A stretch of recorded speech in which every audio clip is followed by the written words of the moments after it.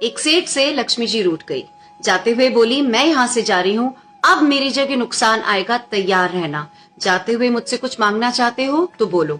सेठ बहुत समझदार था, बड़ी विनम्रता से बोला, नुकसान आ रहा है माँ, आने दीजिए, बस जाते हुए वो ये वरदान दे जाइए कि मेरे परिवार में सब आपस में बहुत प्रेम से रहें।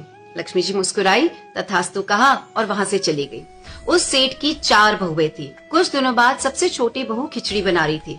उसने खिचड़ी में नमक डाला और अपने काम में व्यस्त हो गई। तभी दूसरी बहू आई, उसने खिचड़ी को चखा नहीं, उसमें नमक डाला और वो भी अपने काम में व्यस्त हो गई।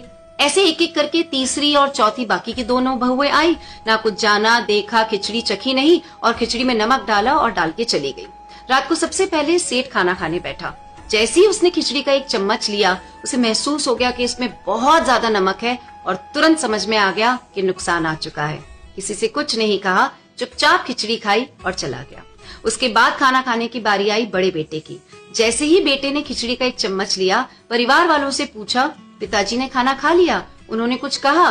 तो बाकी सबने जवाब दिया, हाँ पिताजी ने तो पहले ही खाना खा लिया, लेकिन किसी से कुछ कहा नहीं। तो बड़ा बेटा भी चुपचाप उसने खिचड़ी खाई और चला गया। ऐसे करके परिवार के बाकी सारे सदस्य एक एक करके आए, अपने से पहले वालों के बारे में पूछा, कुछ नहीं कहा, चुपचाप खिचड़ी खाई और चले गए। रात को सेठ जी के सपने में नुकसान आया। हाथ जोड़कर बोला, मैं यहाँ से जा रहा हूँ, मैं यहाँ नहीं रह सकता। तो सेठ जी ने पूछा, क्यों, क्या हो गया?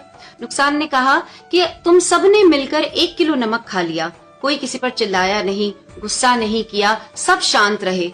जिस परिवार में इतनी सुख शांति, आपस में इतना प्रेम हो, मैं वहां नहीं रह सकता।